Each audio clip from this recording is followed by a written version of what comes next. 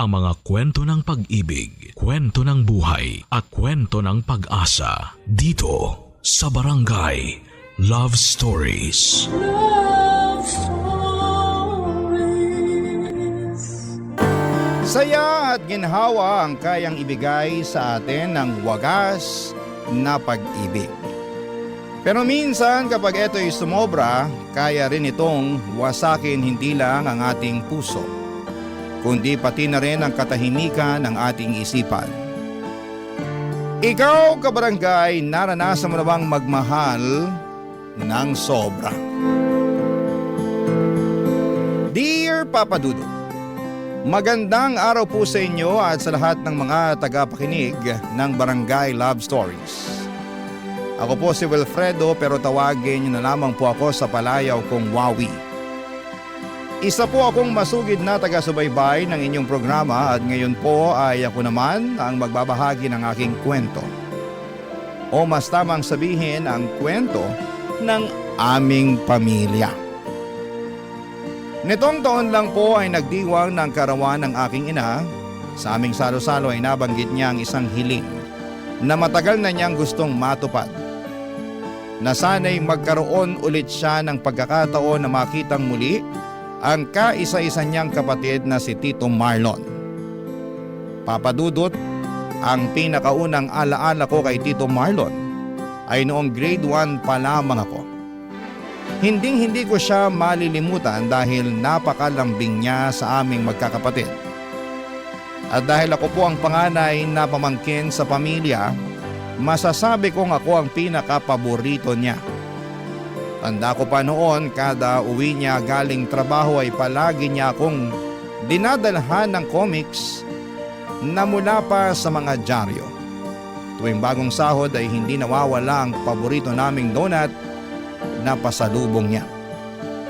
Siya na rin po ang tumayong ama ko sa maraming pagkakataon. Lalo na't madalas na nasa malayong destinasyon ang tatay ko noon na nagtatrabaho bilang isang sundalo. Pero isang araw ay nagbago ang lahat, Papadudot. Isang hapon habang hawak ang isa na namang comics na pasalubong niya sa akin, isang nakakalungkot na balita ang ibinahagi niya sa akin, Papadudot.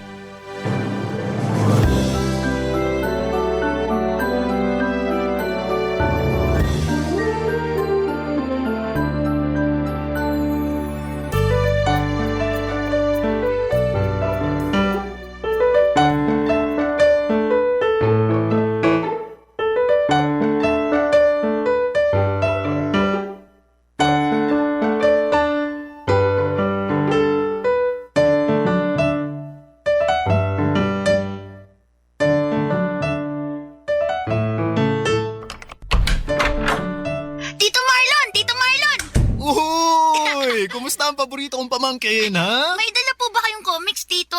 Siyempre, meron. Makakalimutan ko ba yan? Eto, bagong-bago mula sa dyaryo kaninang umaga. Wow! Salamat po! Walang anuman. Pero bago mo basahin yan, may isa pa akong sorpresa sa'yo. Po, ano po yun, Tito? Mawawala bang paborito mo? Eto, may donut din ako. Yay! Pero sa atin na lang to, ha? Ikaw lang yung binilhan ko niyan kasi nagtitipid si Tito eh. Sige po, salamat po. Oh, kainin mo na. Sige po. At habang kinakain mo yan, ay sasabihin ako sa'yo. Ano po yun? Wala pa bang nababanggit ang Mama Marivic mo tungkol sa bago kong trabaho? Wala po. May bago po kayong trabaho? Oo, malapit na ako lumipat sa bago kong trabaho. Po, kailan naman po? Sa susunod na linggo na. Ayaw niyo na po ba sa dati niyong trabaho? Hindi naman sa ayaw. Nakakita lang ako ng mas magandang oportunidad. Ang problema nasa malayong lugar eh. Malayo po. Oo, medyo malayo. Hindi lang pala medyo, sobrang layo. Talaga po? Gaano po kalayo? Alam mo ba kung saan yung Saudi? Hindi po eh, saan po ba yun? Sa ibang bansa yun, sa Middle East, malapit sa Kuwait at Qatar. Hindi ko po alam kung saan yun eh. Basta, kailangan mo sumakay ng eroplano para makapunta dun. Wow, sasakay po kayo ng eroplano? Gusto ko rin po sumakay ng eroplano. Pwede naman. Basta mag-aral ka lang ng mabuti at kapag matanda ka na, Promise ko sa'yo, dadalhin kita sa ibang bansa. Tito, hindi po ba nakakatakot sumakay ng eroplano? Hindi ko alam. First time ko lang ding sasakay. Hindi po kayo natatakot? Hindi naman, pero syempre, kinakabahan din. Maliban sa kaba, mas nakakaramdam ako ng lungkot ngayon kasi malapit ko na kayong iwan. Kailan po ba kayo pupunta ng Saudi? Sa makalawa na. Kaya nga sinasabi ko na sa'yo ng maaga para makapaghanda ka na. Uuwi din po ba kayo agad?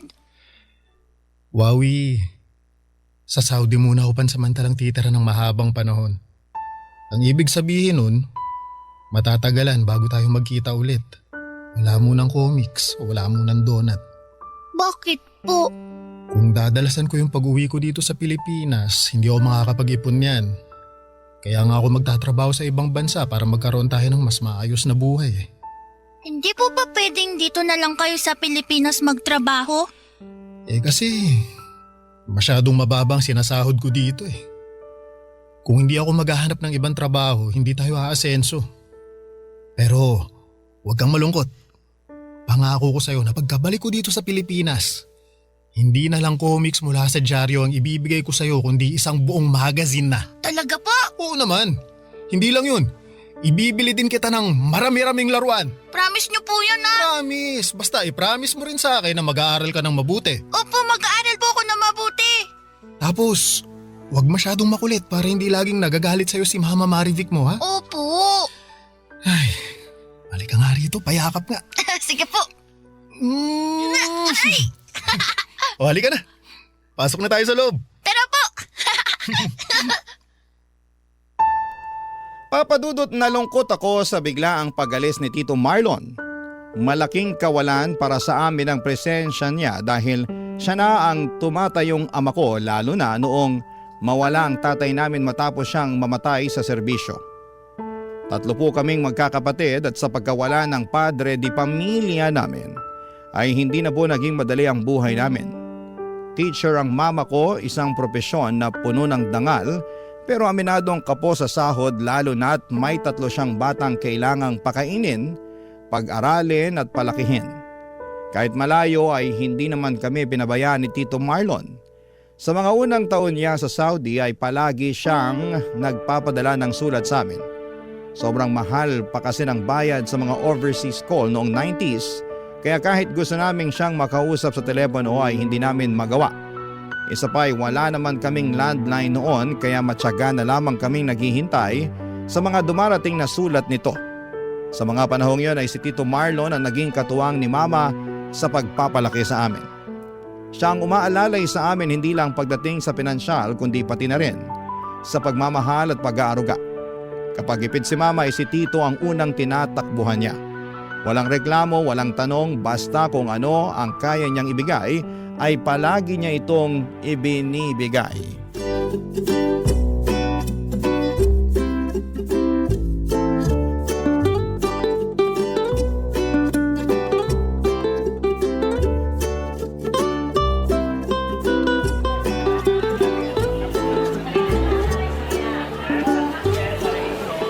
Ma, bili po tayo ng trumpo. Saka na anak, wala na akong natirang extra dito Pinambili ko na ng prepaid card. Sige na po.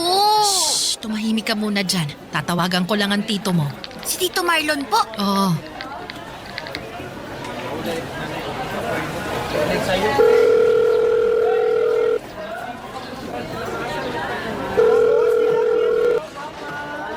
Hello? Ate Marivic, bakit ka napatawag? Marlon, busy ka ba? Hindi naman, day off ko ngayon, bakit? Mama, baka usap din ako kay Tito. Sandali lang anak, magkausap pa kami ng tito mo. Uy, si Wawi ba yung naririnig ko? Oo, sinama ko siya sa pamamalengke. Ang kulit! Yun palang tungkol sa hinihingi ko. Kailan mo kaya yun maipadadala? Naku, kailangan mo na ba ngayon? Oo sana, pandagdag sa matrikula ng bata. Oo, sige. Ipapadala ko mamaya. Ipapa-door to door ko na lang para hindi nyo na kailangan pumila sa remittance center. Marlon, salamat Babayaran ko rin yan kapag nakaluwag-luwag na ako. Huwag mo nang intindihin yun. Ang importante, makapag-aral ng maayos sa mga bata. Ate, kausapin ko nga si Wawi. Sige. Pero bilisan yung mag-usap ha kasi baka maubos na tong load. Kapag namatay na yung tawag, ibig sabihin wala nang load, ha? Sige. Oh, Wawi, gusto ka raw makausap ng Tito Marlon mo. Hello po, Tito. Hello! Kumusta na ang paborito kong pamangkin, ha? Nandito po kami sa palengke ngayon ni Mama. Nabanggit nga yan ng mama mo. Sabihin mo sa kanya, ibili ka niya ng donut habang nandyan pa kayo. Dadagdagan ko na lang yung ipapadala kong pera. Huwag na po donut, Tito. Trumpo na lang po. Trumpo? Marunong ka bang gumamit nun? Opo, lagi ko po nilalaro yung trumpo ng kaklase ko eh. O sige, sabihin mo sa mama mo, ibili ka ng trumpo. Yes! Sige po, salamat po, Tito. Nga pala, may ipapakilala ko sa'yo, Wawi. Sino po? Eto, kausapin mo siya. Hello, Wawi. Hello po? Sino po kayo? Ako si Carla. Tawagin mo na lang akong Tita Carla. Kapatid din po ba kayo ni Mama? Hindi. Special friend ako ng Tito Marlon mo. Paano po kayo nagkakilala? Gusto mo ba? Ikwento ko sa'yo? Opo. Sige. Una kong nakilala ang Tito Marlon mo sa isang pila habang bumibili ako ng pagkain. 1994 yata yun o 1995. Hindi ko na maalala.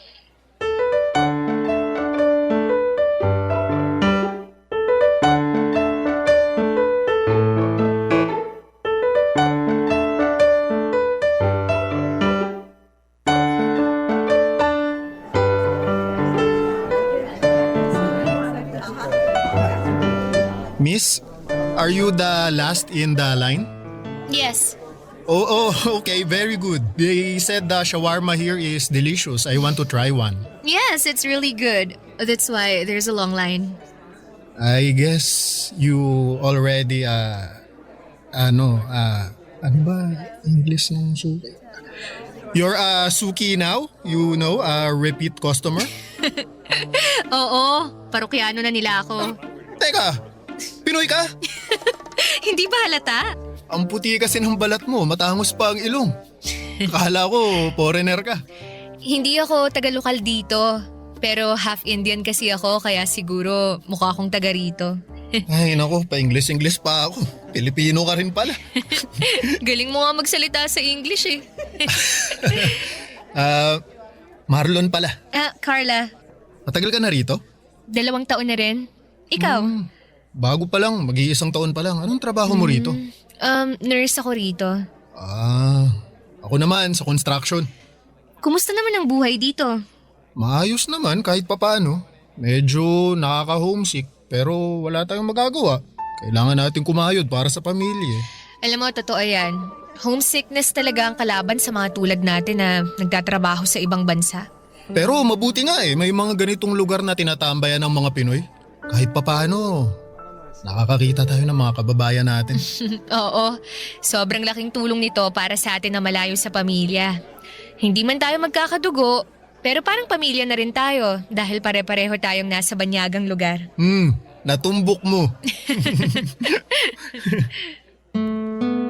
Pagkatapos ng pagkikitang yon nila Tito Marlon at Tita Carla ay mabilis silang naging magkaibigan at kalaunan ay pumasok sila sa isang relasyon. 10 taon din pong nagtrabaho sa Saudi si Tito Marlon bago niya naisipang bumalik ng tuluyan dito sa Pilipinas noong 2004. Ang sabi niya ay sapat na raw ang mga taon ng pagkayod niya sa abroad at panahon na para umuwi at magtayo ng sarili niyang negosyo. Kasama niyang umuwi sa bansa si Tita Carla na kalaunan ay naka-live-in niya. Papadudot, isang restaurant ang ipinatayo nilang negosyo gamit ang perang naipon nilang dalawa sa loob ng isang dekada. Noong panahong yon ay 16 anyos na ako. Nasa kolehiyo na at may sarili ng muwang sa mundo. Aaminin ko po, Papadudot, na meron ng awkwardness sa pagitan namin ni Tito Marlon noong umuwi ito. Hindi na kasi kami kasing close katulad noong bata ako dahil mahabang panahon din kaming nawala ng komunikasyon lalo na noong busy siya sa Saudi. Madalang na lang siyang tumawag noon at never din siyang umuwi para magbakasyon. Nasanay na lang din ako na wala na siya sa buhay ko kaya naman noong bigla siyang umuwi ay hindi ko alam kung paano ko siya i-welcome. Subalit, noong nakauwi si Tito Marlon, ay sinubukan niyang bumawi. Siniguro niyang maibabalik din namin ang pagiging malapit namin sa isa't isa katulad ng dati. Kasabay nito ay mas nakilala at napalapit din ako sa kinakasama niyang si Tita Carla. Barangay Love Stories. Barangay Love Stories. Maraming ipon si Tito Marlon mula sa pagiging OFW niya. Sa katunayan, sa isang malaki at magandang apartment pa nga sila tumira ni Tita Carla noong kakauwi pa lamang nila galing sa Saudi. Maliban sa restaurant na pinatayo nila ay nagpautang din si Tito sa mga kaibigan at kakilala niya. Bukod doon ay marami rin siyang ibinentang alahas noon kaya naman hindi na nakapagtataka na dala-dalawa ang gamit ni Tito Marlon na kotse ng mga panahong yon. Ganon siya kayaman, Papa Dudut. Pero kahit na napakataas na ng estado niya sa buhay ay never siyang nagyabang. Nanatili siyang mapagkumbaba at mabait sa kapwa niya. Sa katunayan, si Tito Marlon pa mismo ang nagpatuloy sa pagsuporta ng aking pag-aaral sa kolehiyo.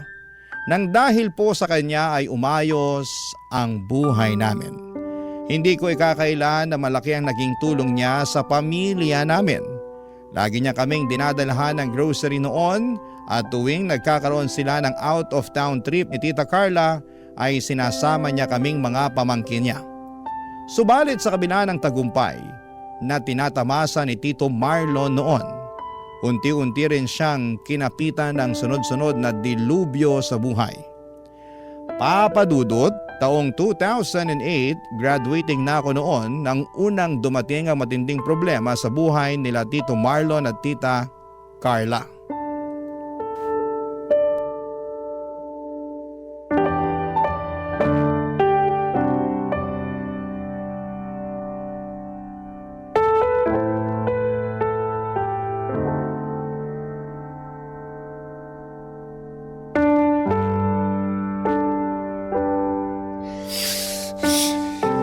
Pinagbabawalan, Carla.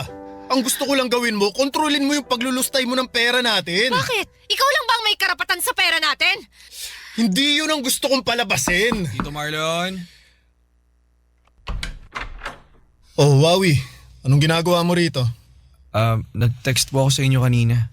Sabi ko dadaanan ko po sana yung pambayad sa tuition. Sige, sandali lang. Maupo ka muna. Salamat po. Yan! Kapag ganyang usapan, ang bilis mong magdesisyon. Labas agad ng pera. Tapos ako, bawal? Carla, mamaya na natin to pag-usapan. Hindi! Pag-uusapan na natin to ngayon. Ano? Nahihiya ka na marinig ng pamangkin mo itong pananakal na ginagawa mo sa akin? Anong pananakal? Pananakal na ba tong kagustuhan ko na magtipid tayo?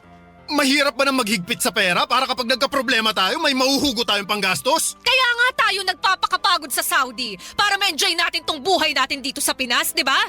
Tapos ngayon, ayaw mong magsaya ako gamit yung sariling pera na pinaghirapan ko sa ibang bansa. Ang hirap mo namang umintindi, Carla. Paulit-ulit na lang tayo.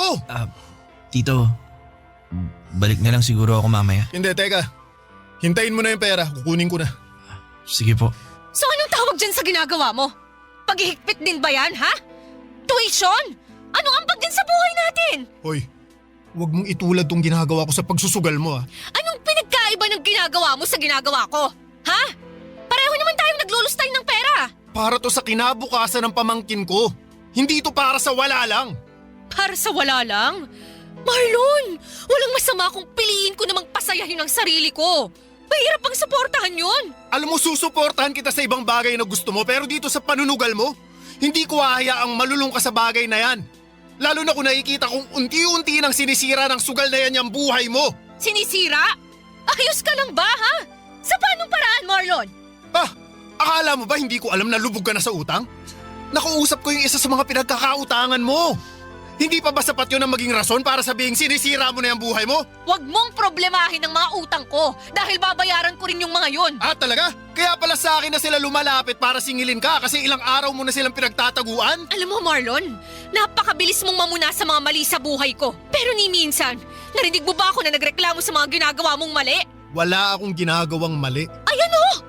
Si Wawi! Simula bata, pinagkakagastusan mo na siya?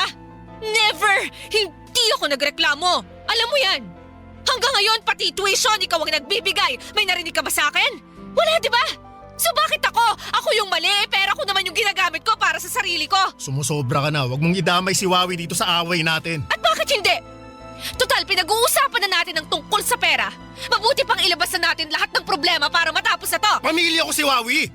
Hindi lang siya basta kung sino na pinagkakagastusan ko! Yan ang mahirap sa'yo eh. Kung sa'yo, okay lang. Pero kung ako, hindi. Aba, wow! Ang galing mo, ha? Pwede ba mamaya na natin to pag-usapan, nakakahiya sa bata oh? Ganyan ka naman palagi. Magsisimula ka ng away, tapos kung wala ka nang maisagot, mamaya na lang. Bahala ka, Marlon. Nakakasawa ka na. Buisit! Hoy! Saan ka pupunta? Doon sa malayo! Yung hindi ko maririnig yung pagbubunganga mo!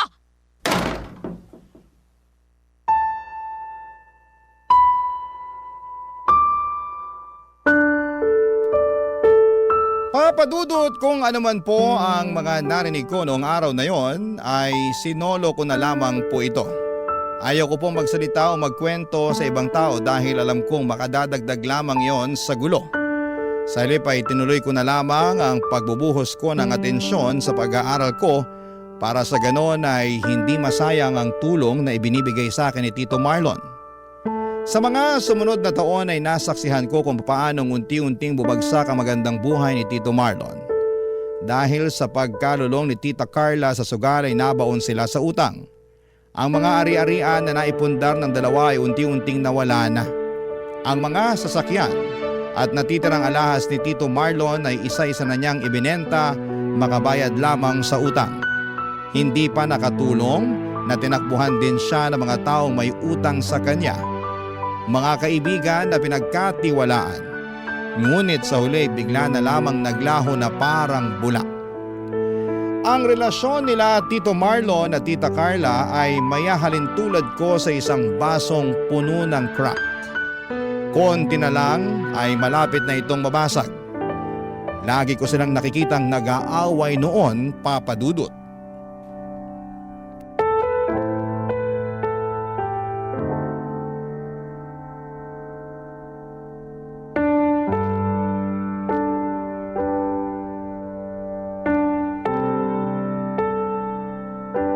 O anak, nakauwi ka na pala. Kumusta ang trabaho? Maayos naman po. Nakakapagod pero wala naman trabaho hindi nakakapagod eh. Suman po. May nakita ako nagtitinda ng suman kanina sa daan kaya bumili na ako ng pangmeryenda. Ay, patikim nga. Matamis ba yan? Opo, masarap i-partner sa kape. May tao. May inaasahan ka bang bisita? Wala po. Sino kaya yun? Ay, sandali, nandyan na. Oh, Marlon! Ate, busy ka ba? Pwede ba kitang makausap? Hindi naman. Halika, pumasok ka. Oh, Tito Marlon. Merienda na po. Kain po muna tayo. Salamat Wawi, pero busog pa ako. Ano palang sadya mo? Balita ko, hindi kayo nagbukas ng resto ngayon ah. Oo, pinag-day off ko na muna yung staff ko. Medyo matumal ang kita ngayon eh. Sayang lang yung ipapasahod ko. Maulan din po kasi nitong nagdaang araw eh. Kaya siguro mas gusto na lang muna ng mga taong manatili sa mga bahay nila. Ano na nga siguro. Ang totoo nga niyan, masakit man sa loob pero nagtanggal na rin kami ng 2 tao dun sa resto. Oh, bakit naman? Hindi na kumikita eh. Wala nang bumabalik na pera. Naku, babalik din yan sa dati kapag natapos ng tag-ulan. Ano ate, may ano ka ba dyan? May ekstrang pera ka ba na pwedeng ipahiram? Pandagdag lang sana sa mga bayarin. Ilang buwan na kaming hindi nakakapagbayad sa renta sa apartment eh. Naku, kababayad ko lang din ng tubig at kuryente. Kahit 3,000 lang sana. Ako na po. Meron po akong extra dito. Ito po 4,000 po yan. Ay, salamat Wawi, babayaran ko rin to agad kapag nagkapera ako ha. Huwag nyo na po munang isipin yan. Bayaran nyo na lang po pag nakaluwag-luwag na kayo. Ay, nakakahiyaman pero salamat. Salamat, malaking tulong to. Wala po nga naman. Sa dami ng naitulong nyo sa akin, dapat lang din na magbalik ako sa inyo. Sabi na nga ba nandito ka eh? Carla? Hindi ka talaga nakinig sa akin? Carla, halika muna, magmerienda tayo. Salamat na lang pero kailangan kong makausap itong kapatid mo. Carla, sa bahay na lang tayo mag-usap. Huwag kang manggulo dito. At bakit pa natin iuuwi to, ha? Total, nandito na lang din naman tayo. E di dito na natin pag-usapan. Kasi hindi ka naman nakikinig sa akin. Carla, please. Please? Nung ako nakiusap sa'yo, nakinig ka ba? Hindi, di ba? Sabi ko sa'yo, aayusin natin tong problema natin ng tayo lang. Eh bakit nandito ka? Humihingi ng tulong sa kapatid mo. Wala namang problema sa paghingi ng tulong. Hindi! Malaking problema yon. Alam mo kung bakit? Kasi gustong ipamukha sa akin ng kapatid mo na wala akong kwenta. Na kailangan pa niyang humingi ng tulong sa ibang tao. Hindi naman sa ganon, Carla. Ganon yon! Gusto mong magmukha tayong kawawa. Gusto mong palabasin sa ibang tao na kasalanan ko lahat. Kaya tayo nagkakaganito ngayon. Tapos ano? Ikaw tong magaling kasi ikaw yung gumagawa ng paraan para malutas tong problema natin. Abay, ang galing! Ang galing mo! Carla, kung nahihirapan kayo, natural lang na lumapit sa pamilya. Walang kaso yun sa amin. Magkapatid nga talaga kayo ni Marlon. Pareho kayong hirap mag-gets yung pinupunto ko. Mawalang galang na po, Tita Carla. Pero parang sumasobra naman na po kayo sa mga pinagsasasabi niyo. Huwag niyo po sanang pagsalitaan ng ganyan ng mama ko. Huwag kang makialam dito, Wawi, ha? Away ito ng matatanda. Hindi sana ako makikialam kung mag-usap-usap kayo ng maayos. Hindi yung nagsisigawan at nagsisiraan kayo. Huwag mo akong pagsabihan kung anong gagawin ko. Tandaan mo, pera namin ang nagpalaki sa'yo. At kung... Tama na! Sinabing tama na! Wawi, hayaan mo na kami rito. Ikaw naman, Carla, mahiya ka naman! Dito ka pa talaga nang gugulo? Ako ba talagang... Halika na! Umuwi na tayo! Aray! Iwan mo nga ako! Papa Dudut, awang-awa po talaga ako sa tito ko nung mga panahong yon. Kahit kailan ay hindi ko siya nakitang pumalag o sumagot ng masama kay Tita Carla tuwing nag-aaway sila. Nasasagot niya ito paminsan-minsan pero yon ay para depensahan lamang ang sarili niya. Ang sabi sa akin ni Tito ay mas gugustuhin na lamang niyang tiisin ang lahat kesa masira ang relasyon nilang dalawa ni Tita Carla. Sa kabila raw kasi ng mga pagkakamaling ginawa nito ay nananatili pa rin ang pagmamahal niya para kay Tita Carla. Kitang-kita ko noon kung papaano dumating si Tito Marlon sa pinakamababang yugto ng kanyang buhay. Mula sa isang malaking apartment ay lumipat sila sa mas maliit na paupahan. Ang dating restaurant business nila na pinipinahan ay unti-unting nalugi at wala na siyang nagawa kundi ang isarado na lamang ito dahil hindi na kumikita ang negosyo niya. Nakakalungkot na makita na ang dating taong mapera, ginagalang at may kaya ay bigla na lamang naging simpleng pobre. Pero kung iniisip ko noon na yun na ang pinakamasaklap na pangyayari sa buhay ni Tito Marlon ay nagkakamali ako. Dahil may mas ibabagsak pa pala siya, Papa Dudut. At lahat ng yon ay dahil sa kinakasama niya na si Tita Carla, Papa Dudut. Barangay Love Stories. Barangay Love Stories. Papa Dudut, isang araw ay nabalitaan ko na lamang na wala na pala sina Tita Carla at Tito Marlon. Ang sabi sa amin ni Tito ay hindi na raw kinaya ni Tita Carla ang hirap ng buhay na pinagdadaanan nila kaya inayawan na niya si Tito dahil wala na itong maibigay na ginhawa. Para bang noong nawala ang pera at negosyo ni Tito ay nawala na rin ang pagmamahal ni Tita Carla sa kanya. Doon ay tuluyang bumagsak si Tito, Papa Dudut. Halos mabaliw siya sa bigat ng problemang magkakasabay na dumating sa buhay niya. May pagkakataon noon, tuwing dumadalaw siya sa bahay ay nakikita ko siyang nakatulala na lamang na parabang nawala na siya ng pag-asa sa kanyang buhay.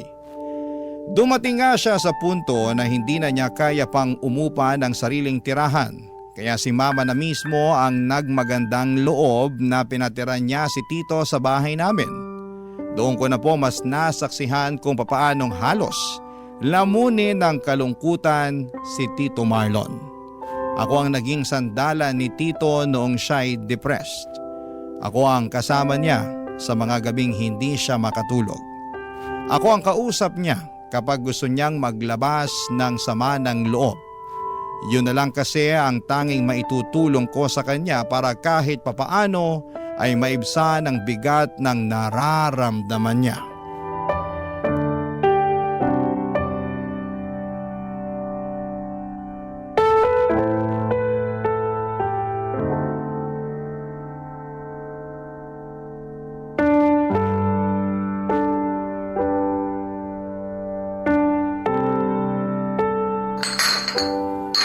Tito, huling bote na po to. Last shot ko na to ha. Hindi. May isang bote pa dyan. Check mo sa supot. 3 binili ko eh. Ay, meron pa nga. Kaya niyo pa po ba uminom? Mukhang lasing na kayo eh. Kaya ko ba? Huwag mo akong alalahanin. Sige, kayo po bahala. Pero pahinga muna tayo saglit. Mamaya na natin buksan tong isa. Para naman di mabigla tong atay natin. Nagulat nga ako. Nakakasabay ka na rin sa inuman eh. Di ko akalain na darating tayo sa puntong to na maghaharap tayo sa inuman. Parang kailan lang, nung donut lang kinakain mo eh. Tapos ngayon, tumutungga ka na rin ng alak. Bilis nga po ng panahon eh. Mabilis nga. Sa sobrang bilis. Hindi ko tuloy alam kung paano napunta sa ganitong sitwasyon tong buhay ko ngayon. Patunay lang po yan na hindi natin hawak yung kapalaran natin. Di rin. Nasa atin yung desisyon kung paano natin patatakbuhin yung kapalaran natin. Bawat galaw natin may epekto yan. Bawat pasya, bawat liko. Parang domino yan na kapag nagkamali ka lang, babagsak lahat. Pero tito, paano yung mga bagay na di natin kontrolado? Tulad ng pag-iwan sa inyo ni Tita Carla. Hindi mo naman pinili yun eh. Totoo. Totoo, may mga bagay na hindi mo hawak. Desisyon ng ibang tao, aksidente, sakit. Pero kahit hindi mo kontrolado ang sitwasyon, kontrolado mo kung paano ka tutugon. So, lumalabas na parang kalahati ng kapalaran natin tayong gumagawa. Tama! Tama! Ah. Ang kapalaran parang biyahe lang yan sa daan. Ikaw ang may hawak ng manibela pero hindi ikaw ang may hawak ng traffic at nung ulan. Ang kaya mo lang gawin, magmaneho ng maayos, umiwas sa aksidente at magdasal na makarating ka ng ligtas sa paroroonan mo. Sa tingin niyo po, wala na ba talaga kayong pagkakataon na magkabalikan ni Tita Carla? Hindi ko alam. Yun na ang hindi ko hawak. Pero kung kayo yung tatanungin, gusto niyo pa rin po bang magkabalikan kayo? Oo naman. Mahal ko siya. Hindi ko nga alam kung bakit sa dami ng mga maling nagawa niya, willing pa rin akong magbulag-bulagan para sa kanya. May parang di naman po maganda yung ganong klase ng mindset. Yung hayaan nyo na lang siya magkasala. Naku, alam ko yan. Sobrang mali. Pero ganun talaga siguro kapag mahal mo ang isang tao eh. Kahit ilang ulit ka pa niyang saktan, titiisin mo lahat. Makasama mo lang siya. Hindi po ba dapat kung talagang mahal ka ng tao, di ka niya hayaang masaktan ng paulit-ulit? Tama naman. Yan ang isang bagay na isa puso mo kapag ikaw na ang umiibig ha. Huwag mo akong tularan kung ayaw mong mangyari rin sa'yo itong nangyari sa akin. May chance pa rin naman po kayo para ayusin tong estado nyo ngayon eh. Di pa naman po ito katapusan. At tulad nga sabi nyo, di ba, hawak natin ang kapalaran natin. May pagkakataon pa rin po kayo para ayusin ang inyo. Sa tingin mo? Tawagan ko kaya ngayon si Carla, no? Baka naman kaya pa naming maayos to. Ay, hindi po yun ang ibig kong sabihin. Kasi Sige na nga, tatawagan ko siya.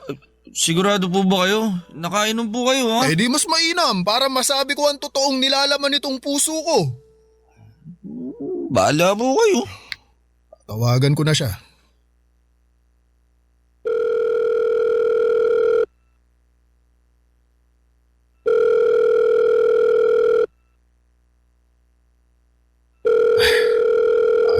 sagutin ah. Baka busy. O baka tulog na. Hindi. Kilala ko si Carla, hindi yun natutulog ng maaga. Ayaw lang talaga akong makausap nun. Isa lang ang ibig sabihin nito. Ano po? Ayaw na talaga niya. Halos 2 dekada. Tapos dahil lang sa pera. Itatapon na lang niya basta yung pinagsamahan namin. Naghihirap lang yung tao. Nag-alsabalutan na siya. Paano ko yung tatanggapin? Ha? Paano? Hindi ko po alam. Hindi ko masabi kung ano ba yung dapat kasi wala naman po ako sa sitwasyon niyo para maintindihan ko yung pinagdadaanan niyo eh. Hindi ko alam kung anong bibigay ko sa inyong payo. Buksan mo na lang yung isa pang bote. Baka lasing na lang tayo. Hanggang sa mamanhid itong puso ko.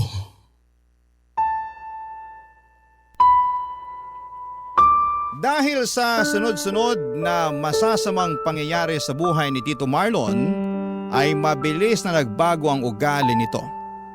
Ang dating masiyahin at puno ng siglakong tiyuhin ay naging tahimik na. Hindi na siya gaanong lumalabas ng bahay noon dahil nahihiya na raw siyang ipakita ang mukha niya sa publiko. Tuwing kumakain kami ay tinitipid din niya ang pagkain niya dahil ayaw niyang maging pabigat sa amin kahit na paulit-ulit siyang sinasabihan ni Mama na huwag na niyang isipin ang mga bagay na yon. Sa mga sumunod pang mga buwan, unti-unting nagbago ang mga galaw ni Tito Marlon. Minsan ay bigla na lamang siyang gigising sa kalagitnaan ng gabi at maglalakad palabas ng bahay na para bang may hinahanap. May mga pagkakataon ding naririnig namin siyang mag-isang nagsasalita o kaya'y parang may kinakausap kahit na wala namang tao sa paligid niya. Unti-unti ay lumayo siya sa mga kaibigan at maging sa amin mismong pamilya niya. Hindi na namin siya nakakausap ng maayos dahil para bang palaging nasa iba ang atensyon nito. Ginawa ko po ang lahat ng makakaya ko bilang pamangkin para matulungan siya sa mga pinagdaraanan niya. Lagi ko siyang kinakausap at sinasamahan kapag mag-isa siya. Ipinapadama ko sa kanya na hindi siya nag-iisa sa buhay, Papa Dudut. Pero sa kabila ng mga effort ko ay tila ba mas lumala pa ang sitwasyon ni Tito Marlon, Papa Dudut.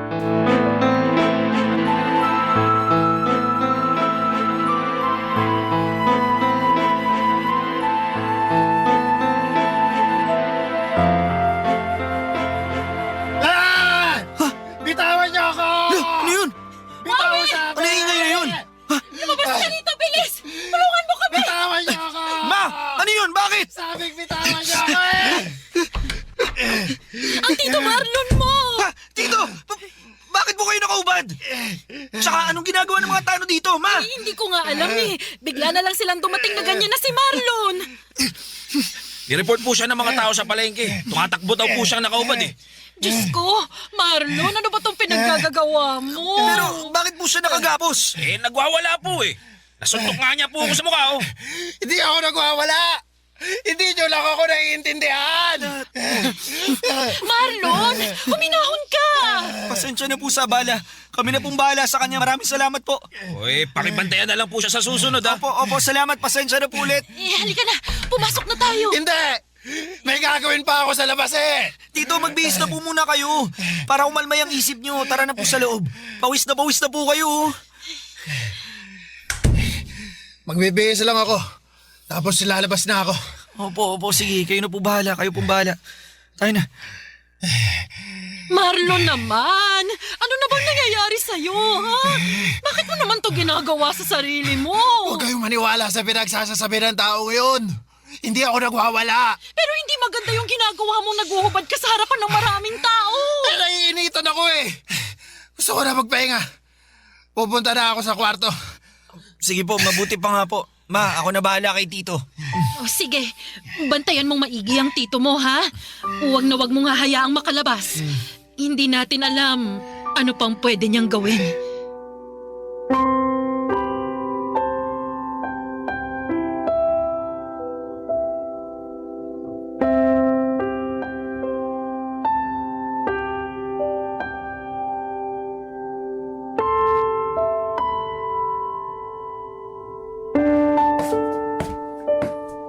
Anak, kumusta na ang tito mo? Nagpapahinga na po siya sa kwarto, ma. Mabuti naman. Kanina pa ako hindi mapakali. Ano po bang ginagawa niya sa palengke? At bigla po niyang naisipang lumabas hindi naman siya lumalabas ng bahay. Hindi ko nga alam Hindi ko naman siya napansin na lumabas kanina. Akala ko nasa kwarto lang siya. Nagulat na lang ako nung bigla siyang dalhin dito ng mga tanod. Akala ko nga kung ano nangyayari kanina eh. Wowie, nag-aalala ko para sa tito mo. Para bang iba na yung mga ginagalaw niya Para bang nababaliw na siya? ayoko mang aminin pero parang gano'n na nga yung nakikita ko. Nag-aalala lang ako na baka kung anong magawa niya sa sarili niya. Kung hindi man sa sarili niya, sa ibang tao. Hindi po natin alam kung ano ba talaga ang totoong pinagdadaanan ni Tito Marlon. Base sa mga nakikita ko, baka hindi pa rin talaga niya matanggap yung pag-iwan sa kanya ni Tita Carla. Pati na rin yung biglaang pagbabago ng buhay niya. Baka hindi na nakayanan ng utak niya yung mga nangyayari. Ano bang pwede nating gawin sa kalagayan niya ngayon? Di po kaya mas maganda kung magpakonsulta na lang tayo sa espesyalista? Kung totoo mang nagkakaroon siya ng problema sa pag-iisip, mabuting agapan na natin yun. Baka naman may ibang paraan pa. Ayokong ipasok si tito mo sa mental Ma, hindi naman agad ibig sabihin na ipapasok siya sa mental hospital pag nagpakonsulta tayo. Pwede namang dalhin muna siya sa doktor para matingnan kung ano ba talaga ang kalagayan niya. Kausapin ko kaya si Carla. Baka sakaling siya ang makatulong kay Marlon. Hayaan niyo na po si Tita Carla. Baka mas lalo lang lumala ang sitwasyon pag dinamay pa natin siya dito Isa siya sa mga dahilan kung bakit nagkakaganon si Tito kaya di siguro magandang ideya kung pagtagpuin ulit silang dalawa. Kung bakit naman kasi ganito pang naging takbo ng buhay nilang dalawa Huwag na po natin problemahin ang tapos na. Mag-focus na lang po tayo kay Tito dahil mas kailangan niya tayo ngayon. O sige, kakausapin ko siya kapag kumalma na siya. Sana pumayag siya sa plano natin. Susubukan ko rin po siyang kausapin kapag may oras. Kailangan niya to. Kailangan niya tayo.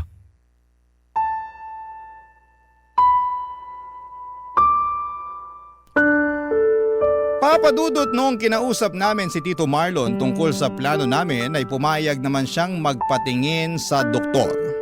Pero sa pagsapit ng araw kung kailan ay ipapatingin na dapat namin siya ay bigla na lamang siyang nawala. Naiwan sa kwarto nito ang kanyang cellphone, wallet at iba pang mga importanteng gamit niya kaya inakala naming lumabas lamang siya. Pero hindi na po siya bumalik pa, papadudot. Agad po kaming humingi ng tulong sa otoridad. Nagtanong-tanong din kami sa mga kaibigan at kapitbahay kung nakita ba nila si Tito Marlon.